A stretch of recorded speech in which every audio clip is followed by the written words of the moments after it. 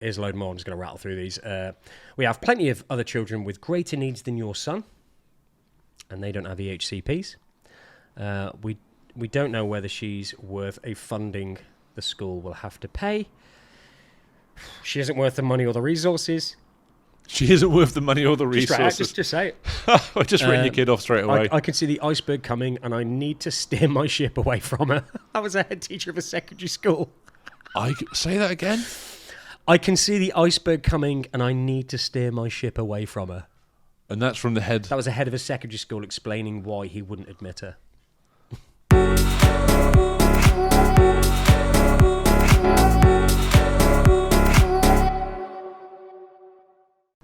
Hello, mate. Hello, mate. How are you? I'm great, thanks. I'm glad we got that bit out of the way. Good, yeah, I know. Has your week been all right? Yeah, it's been good. It's been really good, yeah. Good. Yourself? Yeah, not too shabby. Kids are off school now, aren't they? Really enjoying it? Do you know what? Mish is kind of trying to balance how often to take him out, how often to keep him at home. Yeah. But today he did this. She took him to Aldi. She created a little Aldi card last night, put it up on the board, because when he comes downstairs, he looks at the board, like, what's on the agenda what's today? What's happening today? Yeah, and he saw Aldi and was like, I've seen that before. But ultimately, a lot of the time, if it's something new, he's just like, cool, let's do it. Okay. You know, I've never seen that thing before, or I kind of recognise it. But they went to Aldi. But long story short, they went and did that, and then she rang me, because I was working at home. She rang and said, this has happened. Just kind of wanted a bit of confirmation on what to do about it. She goes, he's just spelt out Playbarn on his iPad. He's never spelt that out before. He's just spelt out Playbarn in his iPad. And she was like, I need to go to the Playbarn. And I'm like, yep. Yep, that's your day sorted. Your plans have changed. Good. I like it now. It's like role reversal. Thomas is now deciding what Mish's days are going to be. Yeah, exactly. Yeah. It's all like, you can do that whiteboard of my God, what's happening today. Week 2 of the summer holidays. Yeah, and it's interesting. So she's also been using the Indie app a lot more. Yes. Through the summer holidays, because she's trying to. We kind of got a feeling through the summer holidays last year that he actually progressed a lot because he's at home. And as parents, you've got one kid to push. Yeah. So you've just got one kid to concentrate on. And we kind of had a feeling, nothing against the school at all, but we just kind of feeling he came on more. It's one-on-one, isn't it? Exactly. And you really know your child. So. Yeah. And you can push him, and you know when not to push him and stuff. And so she's using the Indie app to track that as well. So when he starts, and obviously with the Indie app, you can like Orion talked about it on the app, you can go to create a document. Yes. So she's going to do that, going back to school, and just kind of have a document of the everything. progress he's made. Amazing. So it's amazing. And that's the thing with the app, is you're always finding different ways to use it that even Orion might not have considered. Yeah, and it's also good to kind of reflect after the summer holidays. Think, what did we actually do over the summer holidays? Yeah. Oh, there you go. Let's produce me a document. Because it's so easy for those days to roll up and you forget things. And to be fair, the school does ask, give us a little update what they got up to over the school holidays as well, and you'll be able to provide a detailed. Yeah. All thanks to the Indie app. Yeah, it is very cool. Well, wow. Spelling Playbarn. I know. Mental. Good job you can't spell Spain. Yeah, well. Yeah. That would have been He's just spelled Spain. What am I supposed to do? Yeah, just do we get need on the to go flight. to Spain? So, mate, you put a video up the other day. I did, yes. And it got a lot of traction.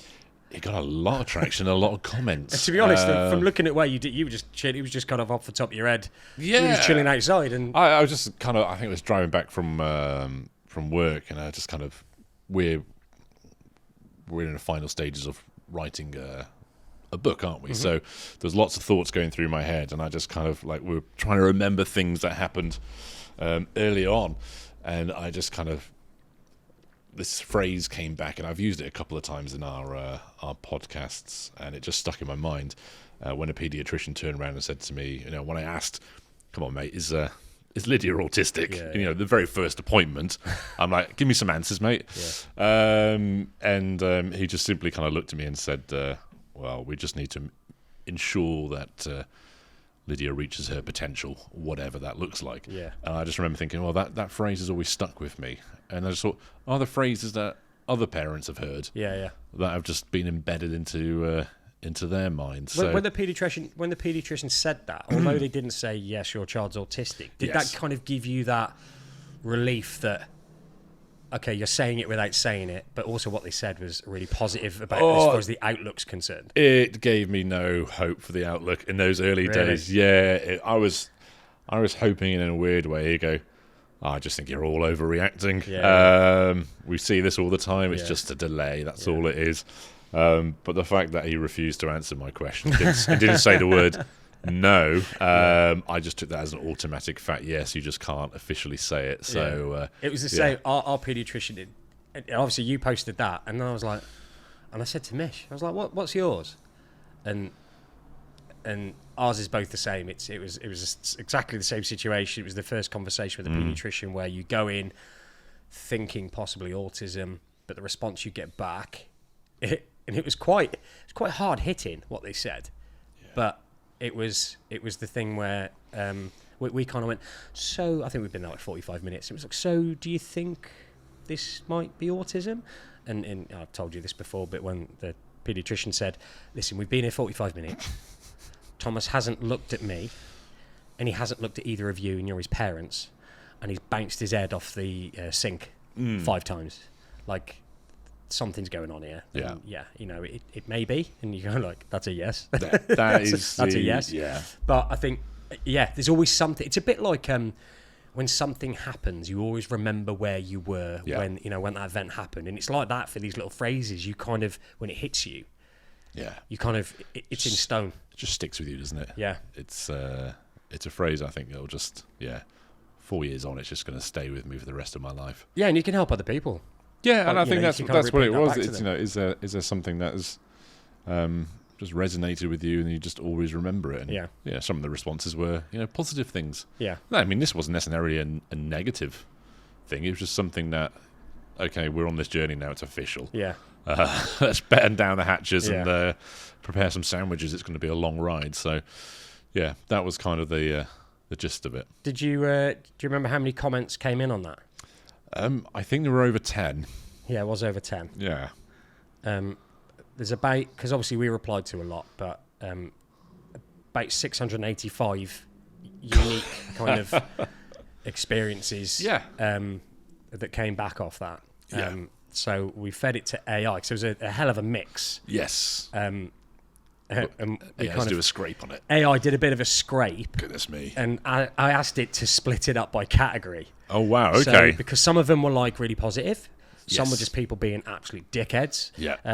Some of it was people thinking not they parents were being being nice. dickheads. No, some of the comments they received. No, just the comments. And some people were thinking they were saying something nice, but actually it was really some of them stuck with me. The amount of parents that commented, and this came up again and again.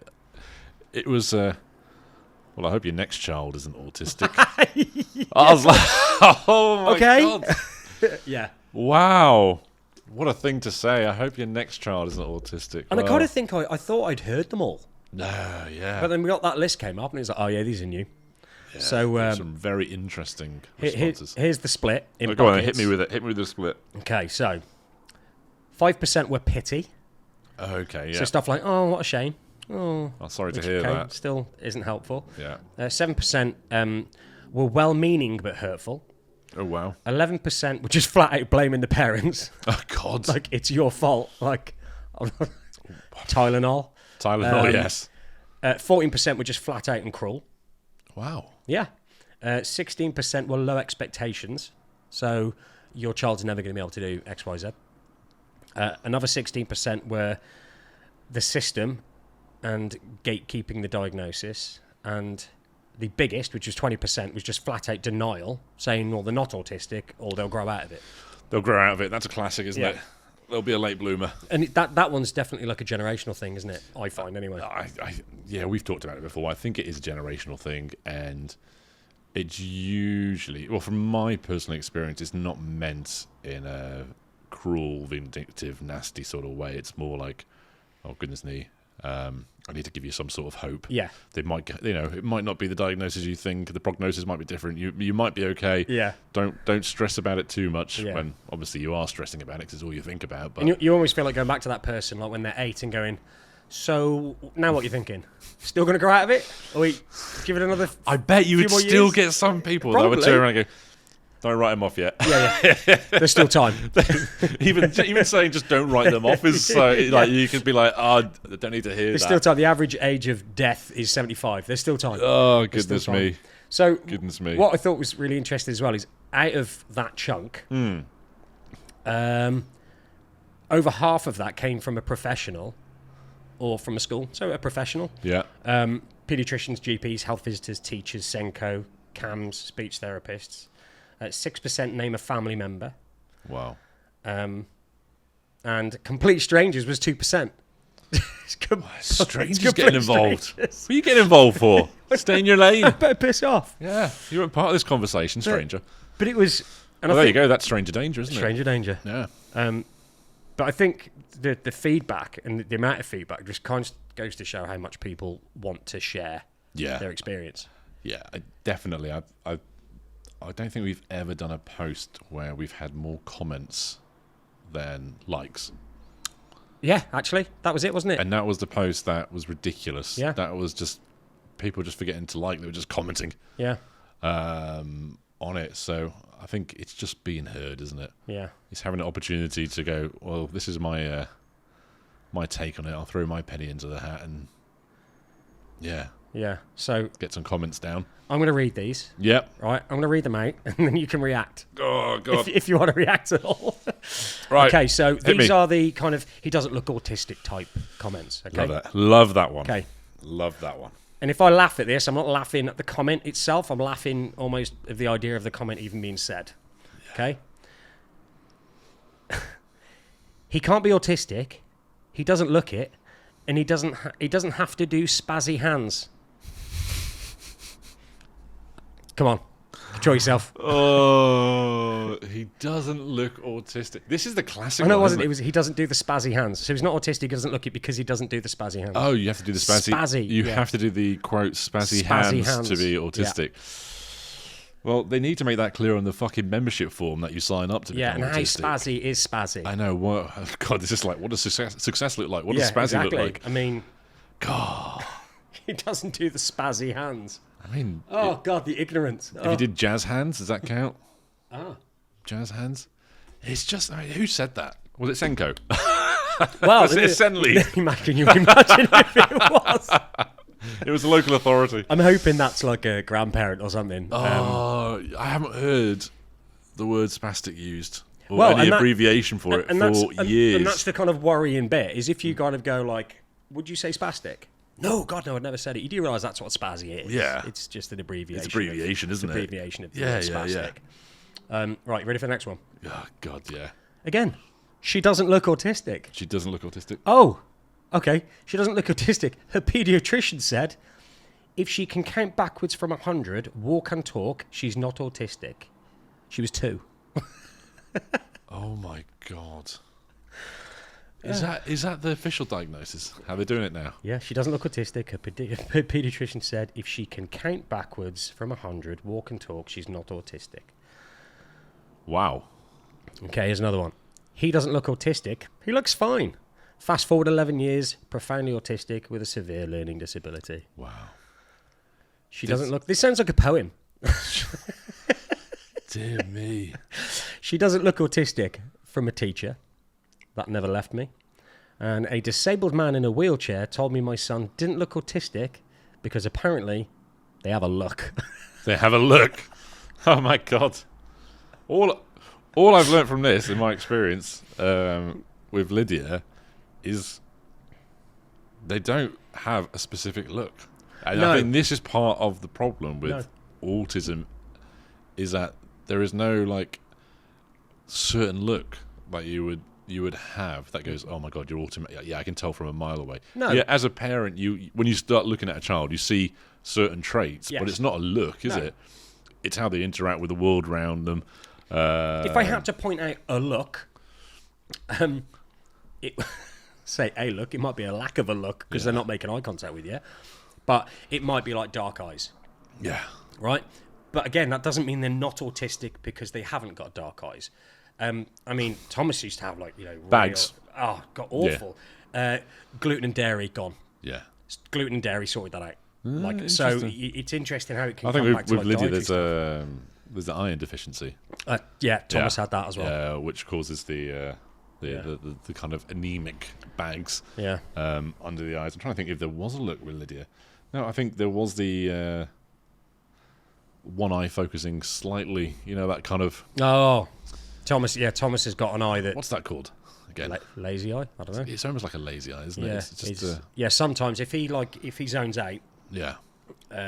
His eye just his left eye. I mean, it was more noticeable when she was younger. It's almost it's like it's not as noticeable now that she's older. Mm-hmm. But yeah, when she was younger, it was almost like a lazy eye to a certain degree. It would just not focus properly. Yeah, we had to go for eye tests, and they were like looking at putting patches over one eye to try and bring it in, and like Gabrielle. Yeah. But I mean, now sometimes when he zones out, I mean, me and Mish will go like, "Yo, Thomas, hello, where are you?" Because you can tell he's just in another, and I have to go up and just cover his eyes and then take my hand away, and then he refocuses and he's back. But back in the room. Yeah, back in the room. So then there were some comebacks that the community wrote. And these were quite funny, but there were some comebacks, and this was what was nice about it as well, because people were really talking to each other. Yeah. Yes, I've had that. I've had that. Or I would have said this in response. You know. So, after almost 17 years of this, I just reply, "What does autistic look like?" Which is what we've just been talking about. Didn't realise autism had a look. Should we have it tattooed on his forehead? Yeah. Okay. The grandad. A grandad out with his 6-year-old grandson in a supermarket.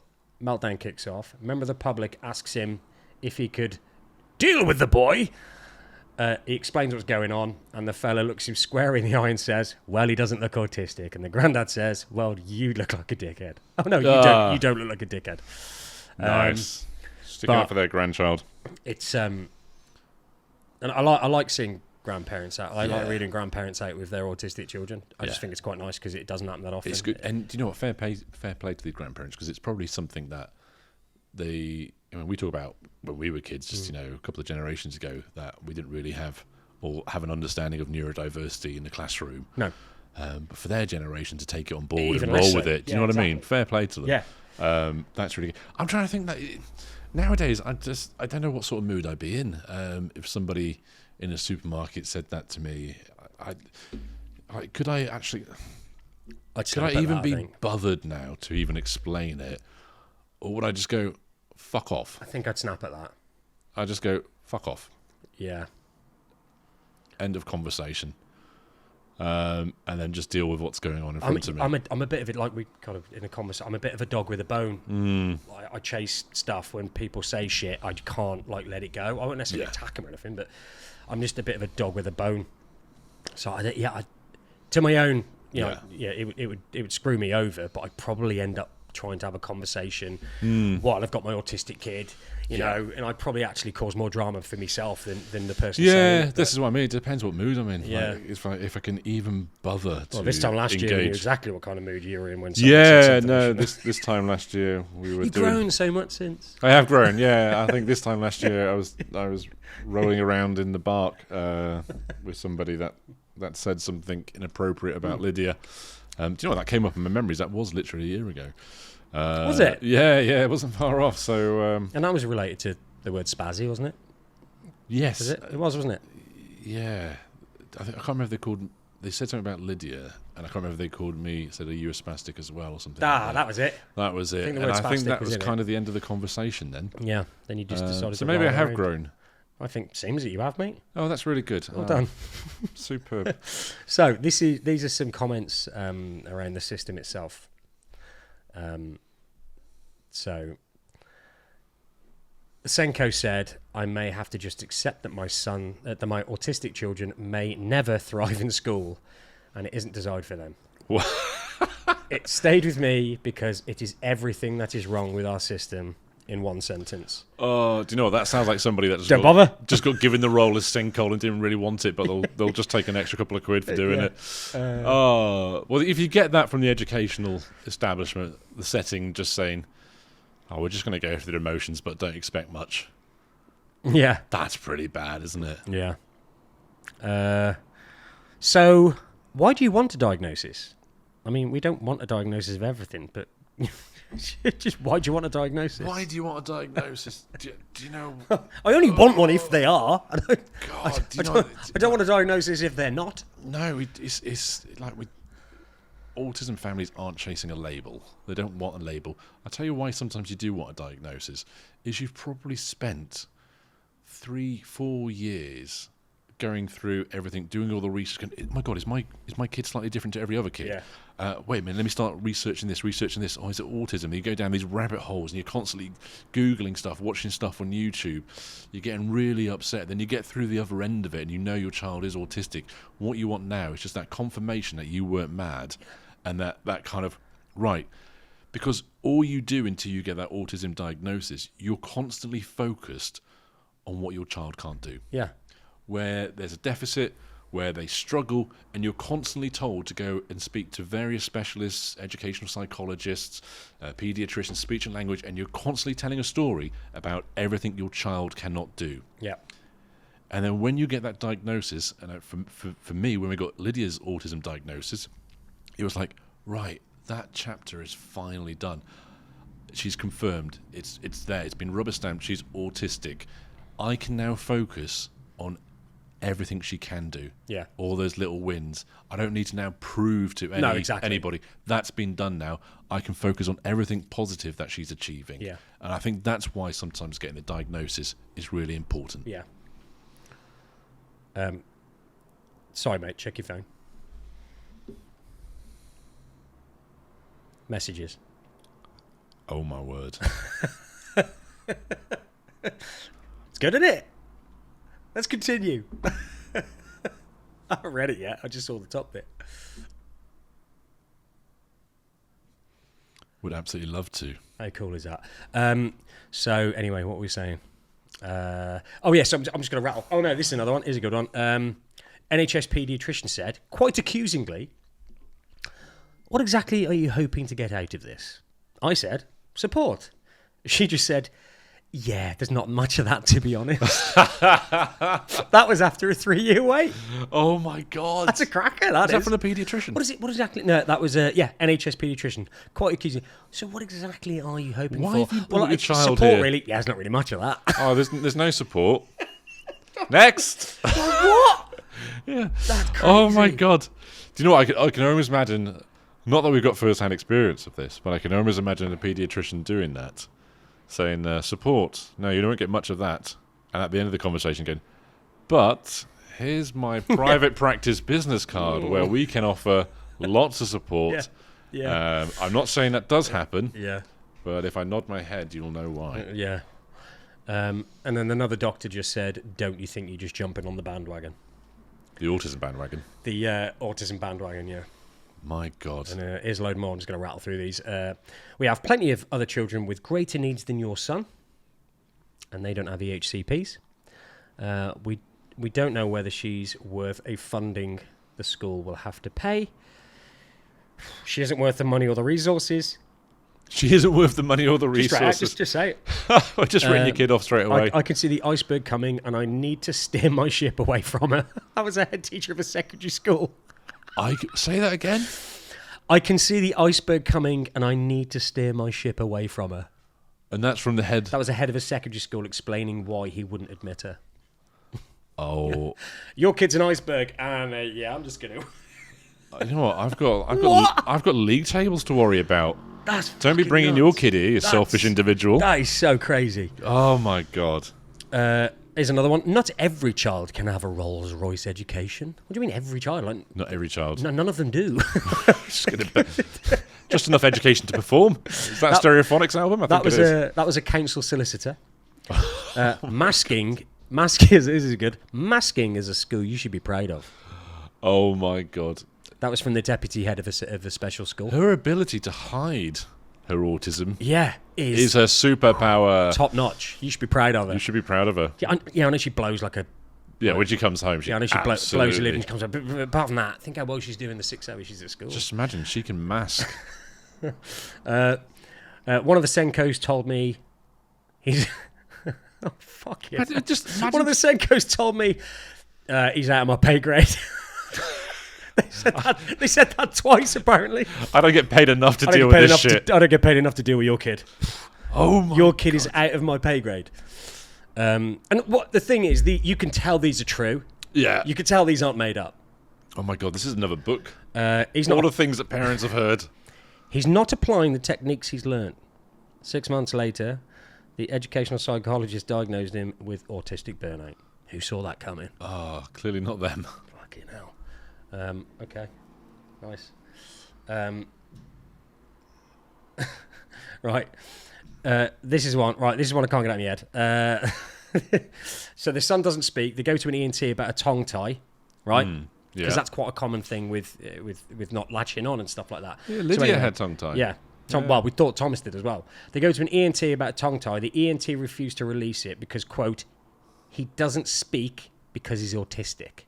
Oh, so there's no need to... So we'll leave the tongue tie. He's not speaking because he's autistic. Years later, they find a dentist who takes one look and says, yeah, he's got tongue tie. It would tire out. It's causing grinding and erosion. They paid to get it done privately. Yeah. Year after that, he's finally had the motor control to move his tongue so he can lick a lolly on a hot day. Oh, my God. We went private. Like, he couldn't even lick a lolly. Yeah, we went private with Lydia. I think we ended up in North Wales. Oh, really? Yeah, to have it done. A couple £100, I think it was. It was in there like 5 minutes. Bang, bang. Done. Really? Yeah. I think because the waiting list was so long. Yeah. And it was affecting how she was feeding. Right, that makes sense. Yeah. Yeah, mental. That whole tongue tie, like... Okay, these are some written off and proven wrong. Okay. He will never speak. You need to prepare yourselves for that. Okay? Okay. Okay. All right. Started speaking at 7. Now he's 11, and he'll tell you the decibels of planets that aren't even in our solar system. He says, "I love you so much," to his trusted people. Wow. Love it. He'll never ride a bike. Now, riding mountain bikes, snowboards, skis, does archery, horse riding, taekwondo, fencing, and he wants to be a pilot. He'll never ride a bike. Oh, really? I love that. She will never live alone. Or she'll have to go into secured living. She was 11. Now she's 33. 2 musical theatre groups. Choreographs her own dances. Sources her own costumes. Volunteers at a care home 1 day a week. Wow. Wow. He'll never learn to read.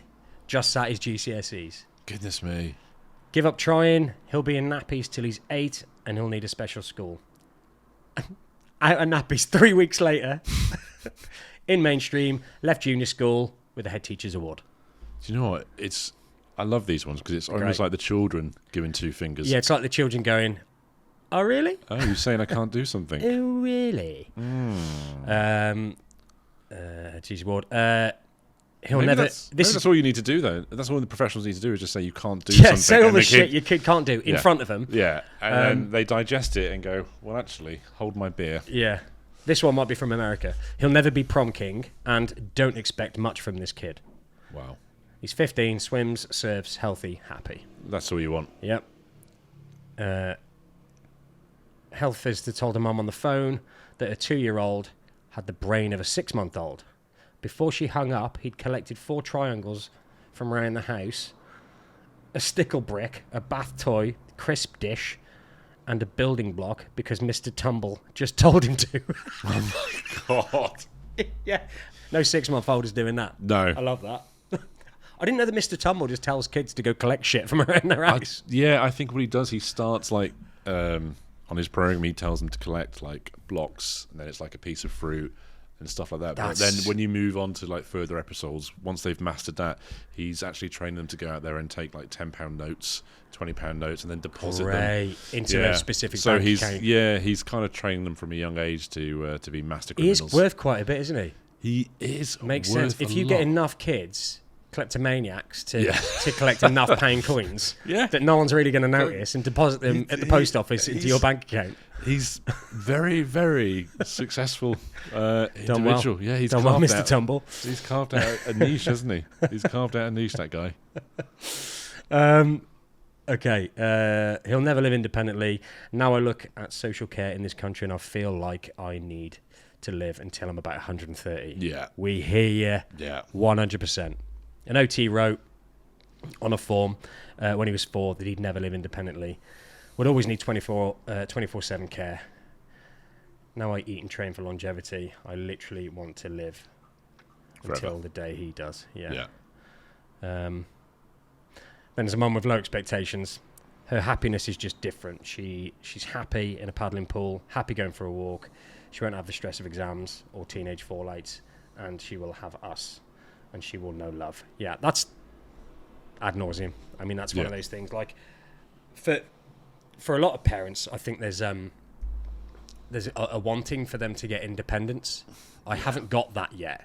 Mine is more like I'd love nothing more than to have like an outhouse, like a tiny home near ours. I can't. That's the dream for me. I've kind of accepted that Lydia won't live independently. Yeah. Again, listening to what you've just said there from some of the parents, that could very well change over the next 10 years. She's only 5, but that could very well change. Yeah.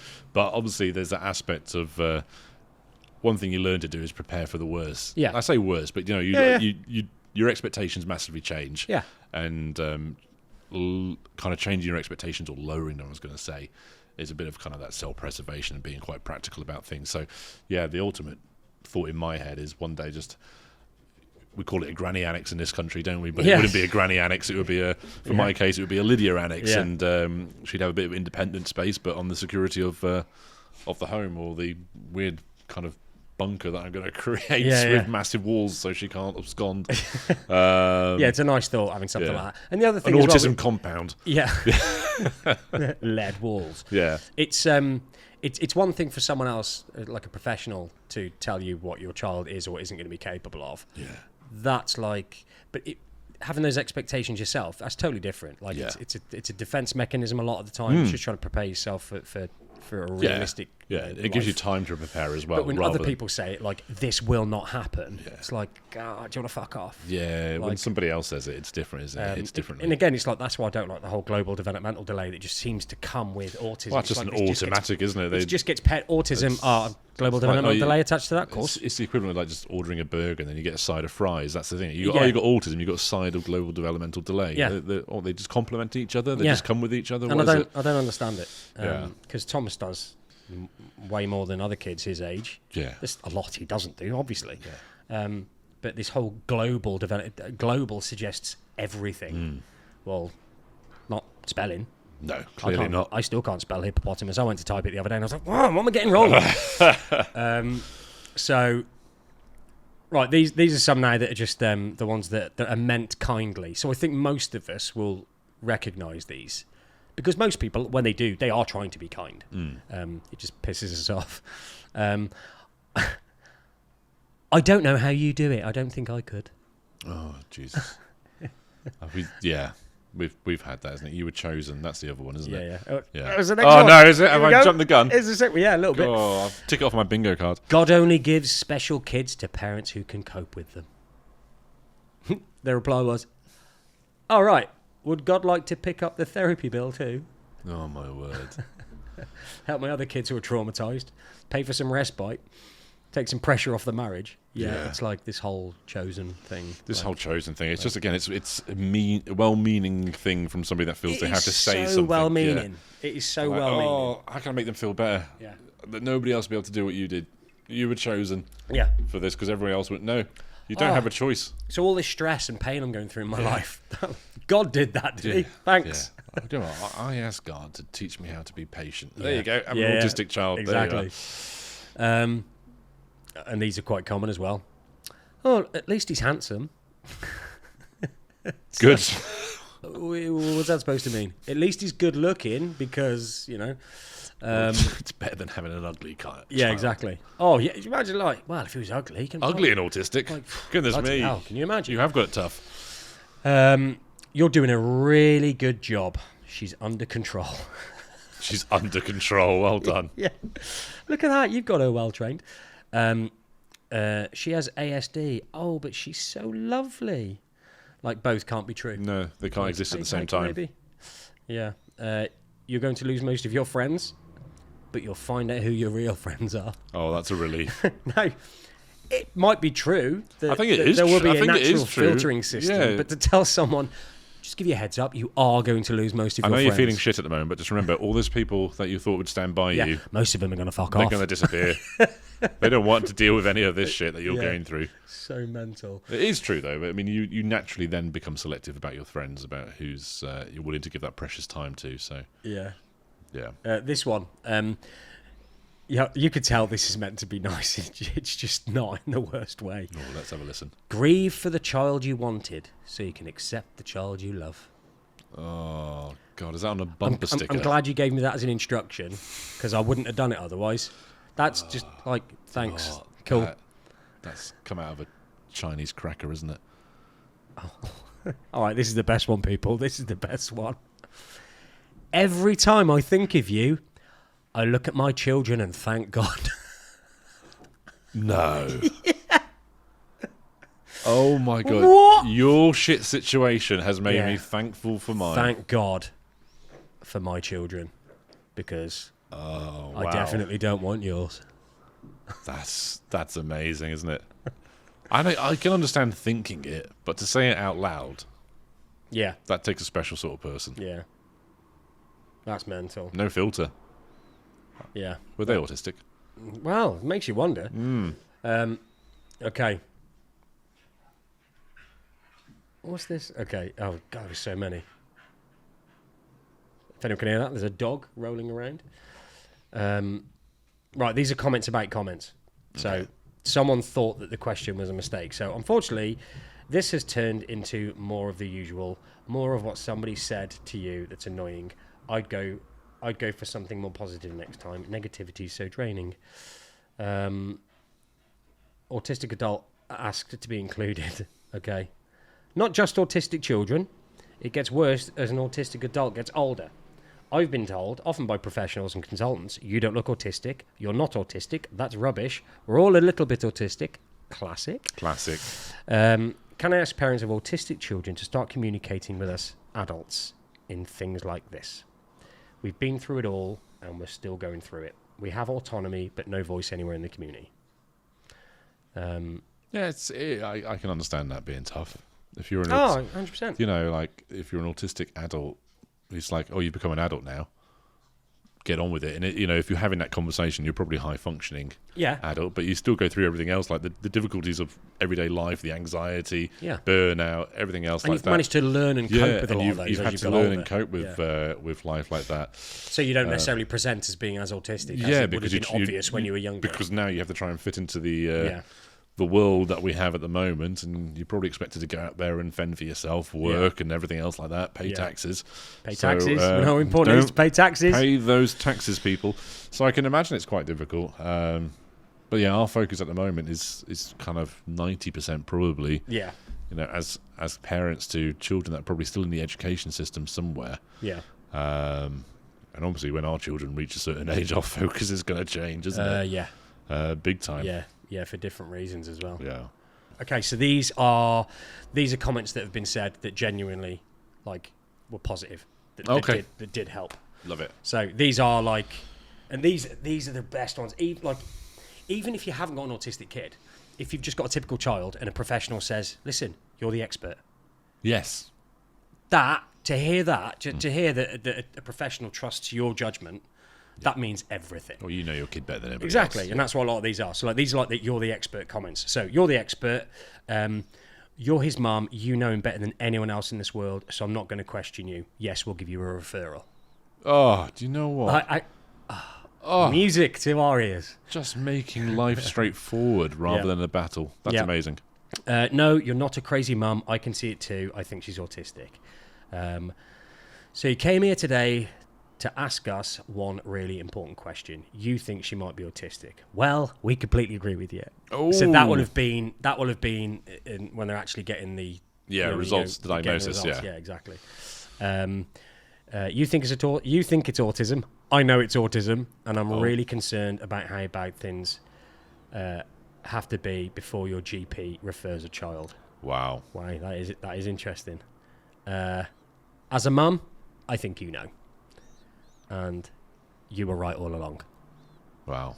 But it's that faith in the parent, trust in the parent that let's not just take a little snapshot of what you're seeing right now in this moment when my kid's in a different environment. Let's actually trust me. And this is for a lot of the kind of semi-betweeners, sorry if you don't like that term, but the in-betweeners, whatever, when parents describe the child, and it's like, you don't make a judgment based on my kid that's sat here in front of you masking, clearly masking. Trust me when I tell you, they blow their lid when they come back from school. Yeah, you see them for about 25% of like, the day. I see them for the other 75. Like, do I need to set up cameras in my house for you to... And how many parents have come back to us and said, I just don't want to be being told that I'm being neurotic. Yeah. That I'm out of control. I'm just like crazy and thinking that. Because a part of a parent, when you keep getting pushed back and pushed back and pushed back, you're going to start thinking that. You start maybe doubting yourself. Yeah, and if you start doubting yourself, then you don't pursue things. You don't say, I'm going to need to chase them up because maybe I am just overthinking it. Maybe the school is seeing something that I'm not seeing. Yeah, so for a professional to just go, yeah, exactly. For a professional to go, you're not crazy. Yeah. Like, oh my God, thank you. Yeah, you're at the right place where we can start. Yeah. Yeah. So these ones are like nothing's changed. You've just got more information, right? So you walk into an appointment and you came out with the same child. But that's he's the same boy he was an hour ago. Nothing has changed, said by a partner in a car park to a mum who just came out in bits. Yeah. A diagnosis doesn't change who your daughter is. You just have more information to support her with. Exactly. Yeah, that's what it is. No one getting a diagnosis is hoping that it's going to go away. It doesn't change who your child is. No. I remember like the day before we got Lydia's, and then the day after, it's still Lydia. Yeah. Nothing had changed. No. It hadn't magically overnight changed an aspect of who she was. No. It's outside recognition of the support your kid's going to get. These are like hope without a promise. I can't promise you she will talk, but I do promise you she will find a way to communicate with you. Love it. Love that. And I love that because I think, especially early on, a lot of parents are like, there's certain things that parents just feel like need to happen. Yeah, I was fixated on her speaking. Yeah, it might be eye contact. Yeah. Why? Yeah. Like, I know we like but when you think about eye contact's about me. Yeah. I think with the eye contact thing is that we're told from a young age if someone's talking to you, if you maintain eye contact, it's because you're engaged. Yeah. If you start flicking and just looking around the room, it's like, you're not even listening to me, are you? You're not paying attention. Is what I'm saying not important enough for you? It feels you boy, rude, watch me when I'm talking. Yeah. There's an aspect of being rude. It's a social construct, exactly. Yeah. But it's only you that's affected. Yeah. If for me to insist on Thomas giving me eye contact, why is that helping him? I don't know why we're fixated on having eye contact. No, but it's a common thing, isn't it? It's good, yeah. And the speaking, I like, and it's only, to be fair, it's only come as Thomas has found a way to communicate with cards, but you do want them to speak. You want to hear but again, if you want to hear your child say, I love you, Daddy, who's that for? Yeah, it's 100% for me. Exactly. 100% for me. Absolutely, I would love that. This is on the job description as being a dad. I read it. I read the terms. I'm supposed to be told that. But if the next version of that is him pressing it on an iPad or just putting his forehead up to mine. Yeah, Lydia just puts the or just randomly come that up. That picture you put up, that colour that you guys were having a few weeks ago, like things like that. Yeah. We know that's I love you. No, that's what it is. That's it, isn't it? It's just exactly different language, isn't it? I had to tune myself into it. That's the only difference. But yeah. Their story isn't written yet. That's nice. Oh, that's like a T-shirt quote, that is. Their story isn't written yet. Yeah. Charlie, take that one. Mm-hmm. This is only a measure of performance, not of his capability. Yeah. Great. That's really good. Oh, these are good. There's some good people out there. Non-verbal doesn't mean non-understanding. Yeah. 100%. Anyone early in the journey, listen to that. If you think they don't understand, say it anyway. That, 100%. Yeah. 100%. That comes down to picture cards. I know we always fucking go on about them. If you've got a kid and you don't think they're interested, or they're not engaging with the picture cards, don't worry about it. Do it anyway. We did it with the whiteboard. We put a whiteboard up with all the pictures on, knowing full well he was like, what the fuck is that? Yeah. What is it? Now, he's clocked it. If we hadn't put it up in the first place, it wouldn't be there for him to understand it. Yeah. So always just try stuff and try it for more than a week. Yeah, just keep it there. Yeah, just keep going. If they're not changing their behaviour, it's because they can't, not because they won't. Mm-hmm. She's not giving you a hard time. She's having a hard time. Bang. Bosh. That's great. And again, it's very easy to make it about yourself. Yeah, that's brilliant. It's like, why are you doing this? Why are you making my life difficult? Yeah, that's really good. You can't teach him to swim while he's drowning. Great. Yeah. He doesn't know what other people are yet. Oh, he doesn't know what other people are for. Oh, yes. We are literally, I mean, that's the other thing that hurts as well, because like when they're really little, we are just like these other people in the house. There's not really that kind of emotional connection there. It's only once they realise, and this might butt hurt some people, but you're useful. Yes. That's when the connection starts to bridge. It's like that little tug I got, like, this dickhead can get me food I want out the cupboard. What else can he do for me? Yeah. So, yeah, early on, it's like, are we useful? Yeah. Make yourself useful, and that's when you start building those emotional connections. And that does, I mean, it does hurt feelings, but, you know, it is what it is. This one's, okay. Maori, the Maori, is that like a tribe or something? I can't even say Maori? these words. The Maori, yes, there's a little thing over the top of the A. The Maori word for autism is Takiwatanga. Mm-hmm. And what's the definition of that? It means in his or her own time. Yeah. That's the name for autism. So their literal word for autism is in his or her own time. Yeah. The Maoris have a different take on a lot of things in life. That, like, T-shirt. Yeah. Yeah. Might cut that out so we can actually make a T-shirt with that on it. Imagine that on a baseball cap. Oh, mate. What? Change the world, not the child. Yep. That's good. For anyone who thinks a sentence from a stranger doesn't count, Centre Park mum's trying to explain to her sons to the activity leader, and she says he's autistic, and the woman looked back at her and says, "So am I. Don't worry, we see each other." Oh, that's quite nice, isn't it? That's amazing. I love that. That's really cool. That's amazing. So that's just a bit of a summary, mate, of the 600 or something. That's good. Yeah. We'll have to do something like that again. Yeah, I like those. They were good and surprising.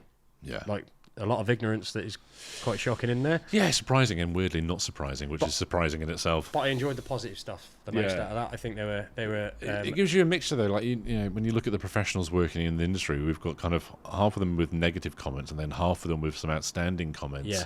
And views on it. And the ones with the negative ones probably don't want to be there. Well, you just kind of think, like, why are you even working in this position? And genuinely, I hate the idea of people doing jobs they're not enjoying. No, but come on, it's important that you care in this job. You turn up to work, your role is as a paediatric consultant with a specialism in neurodiversity, and then you're a bit pissed off when people turn up with neurodiverse children. Yeah. It's like you might need a career change. Yeah. Spazzy. I still can't get my head around that. Spazzy hands. You don't look autistic. You don't, yeah. Well, he hasn't got spazzy hands, has he? He hasn't got spazzy hands. What the hell is spazzy hands? I don't know. It's like jazzy hands. Jazzy hands? Spazzy hands. Right, well, you've got to go and pick up your little one. I've got to pick Lydia up now. See what the evening brings, which would be nice. Hopefully you get some sleep. I reckon so. How is she sleeping at the minute? All right. Generally okay. Yeah. Generally okay, yeah. Good, you get like 3 hours a night. Yeah, over 3 hours now. No, to be fair to her, the other night she slept from 9 till 5. Wow. So that was pretty Decent. Good. That's all you want, isn't it? You want a chunk. Just a chunk. If it's a small chunk, yeah. All right, but it's that broken... It's a broken one where you fall asleep at 9, then you're up at 10:30, then you're back down at 1, and then you're up again till 4, and then you fall asleep and you've got to get to work. But I think as she's got older, touch wood, it does seem to be getting better. Now, I was asking because the summer holidays. Because normally last year, she was bang on, and then summer holidays happened and it all went to shit. And I think to be fair to her mum, she's got lots of activities planned for her. Yeah, wear her out. Wear her out. So kind of various things, little clubs or activities and days out and so forth like that. So that's really, really good and really helping. So yeah, cool. We'll see what next term brings, because they did a transition before. Yes, they do, don't they? Before the end. So whereas that threw me a little bit, because I know when we were at school, you finished like year 7, and then you wouldn't start year 8 class until you went back. No. But they moved them up into the new I classroom. with suppose the new it's teacher. so that when they do start, Yeah, it's so not they a have a complete good shock. few weeks with the new teacher, the new classroom, and maybe some new pupils in there as Yeah. well. That when they go back, it's not a complete shock. It's just, oh, you're back here now. Yeah. I think there was a couple of incidents though when she went in there. I think a lad had come for a taster day. I say taster day, you know what I mean? That you just come in for a taster day. Lydia was holding something that he desperately wanted. Oh yes. Yeah, and then we got a phone call from the school saying, the lad was quite forceful in wanting to get it, and then Selena sent me a picture. I said, "What do you mean?" And it's like, she had like marks all down her ear, cuts on her chin. She had like cuts all over her forehead. Yeah. We're like, bloody hell. What's going on there? I'm like, oh, they're like, no, really sorry, it does happen. We know what the children are like. Yeah. And then it just so happened, like a week later, some lad in the playground just walked up to her and bit her.